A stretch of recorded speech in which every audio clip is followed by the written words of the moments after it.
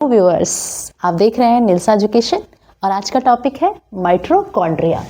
जैसा कि हम जानते हैं कि माइटोकॉन्ड्रिया किस तरीके का स्ट्रक्चर है, डबल मेम्ब्रेन स्ट्रक्चर है। ये इसके अंदर क्रिस्टली पाई जाती है जो कि इनर फोल्डेड जो स्ट्रक्चर है उसको क्या बोलते हैं, क्रिस्टली बोलते हैं। इसके अलावा इसमें मैट्रिक्स होती है, इंटर मेम्ब्रेन स्पेस, दो मेम्ब्रेन्स के बीच में, ये जो दो मेम्ब्रेन्स है इसके बीच के जो स्पेस होते हैं उसको बोलते हैं इंटर मेम्ब्रेन स्पेस। बेसिकली इस स्ट्रक्चर को यानी कि माइटोकॉन्ड्रिया को हम power house of the cell भी कहते हैं। क्यों कहते हैं power house of the cell? क्योंकि यहाँ पर हमारी एटीपी एनर्जी, सेल की एनर्जी जो है यहाँ पर फॉर्म होती है। इसका अपना डीएनए होता है और ये डीएनए सर्कुलर डीएनए होता है।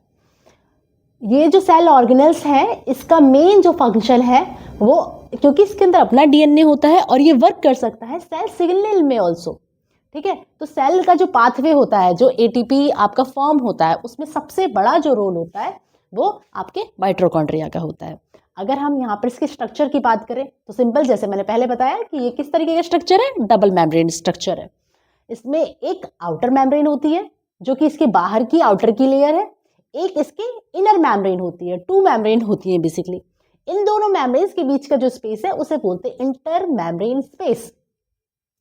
इसका जो अंदर का जो एरिया है यानी कि मेम्ब्रेन का जो अंदर का एरिया है, यहाँ पर इसको बोलते हैं मैट्रिक्स।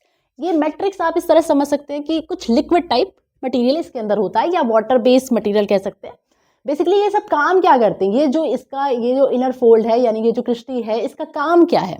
इसका काम बेसिकली एनर्जी, जब आप एटीपी फॉर्म करते हैं तो एटीपी फॉर्म करने के लिए बेसिकली ये सरफेस एरिया जो है इससे इंक्रीज हो जाता है। अभी अगर हम इस तरह से देखें तो इसका एरिया इतना ही है, लेकिन जैसे ही इसको हम देखते हैं फोल्डेड कंडीशन में, इनर फोल्ड कंडीशन में, तो इससे इसका एरिया बढ़ जाता है।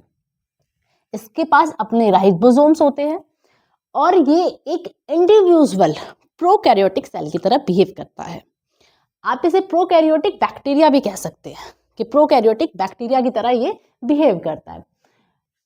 इसके अलावा इसके कुछ की फंक्शंस को अगर हम देखें तो इसमें जो एनर्जी है बेसिकली ये क्या करता है, एनर्जी प्रोडक्शन में हेल्प करता है। अगर हम इसके की फंक्शंस की बात करें तो ये किस चीज़ में इन्वॉल्व होता है, क्या क्या इसके काम है, तो ये एनर्जी फॉर्म करता है, ये ग्लूकोज और फैटी एसिड को एटीपी में कन्वर्ट करने का काम करता है।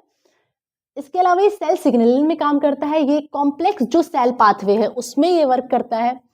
सेल साइकिल की जो कंट्रोल है, सेल साइकिल कंट्रोल में ये हेल्प करता है, ये डिवीजन में हेल्प करता है और ग्रोथ में हेल्प करता है। अब ग्रोथ और डिवीजन इन दोनों के लिए क्या चाहिए, हमें एनर्जी चाहिए। तो एनर्जी फॉर्म का काम कौन करता है, माइटोकॉन्ड्रिया करता है। इसीलिए इसे power house of the cell भी कहते हैं। इसके अलावा जो अगर इसकी 4 पॉइंट्स की बात करें तो ये सेल डेथ, यानी कि सेल डेथ, क्योंकि कोई सेल अगर फॉर्म हुई है तो उसकी डेथ तो होगी, नेचुरल सी बात है। तो जो उसकी डेथ है उसमें भी इनिशिएट करता है प्रोग्राम को।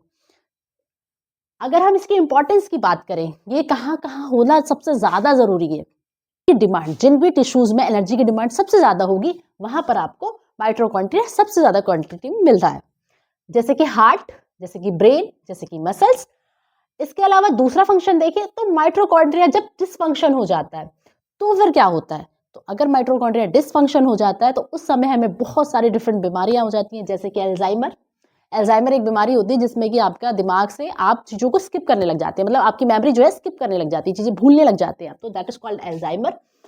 पार्किंसंस, कैंसर, मेटाबॉलिक सिंड्रोम और एजिंग भी आपको बहुत फास्ट आती है अगर आप जो है माइटोकॉन्ड्रिया आपकी बॉडी में कम बनते हैं या आपके माइटोकॉन्ड्रिया नहीं होते बॉडी में, तो उस दौरान आपको एजिंग भी फास्ट होने लग जाती है। यानी कि एजिंग के टाइम पे जैसे हमारी उम्र बढ़ती चली जाती है तो माइटोकॉन्ड्रिया के नंबर अपने आप डिक्रीज होने लग जाते हैं।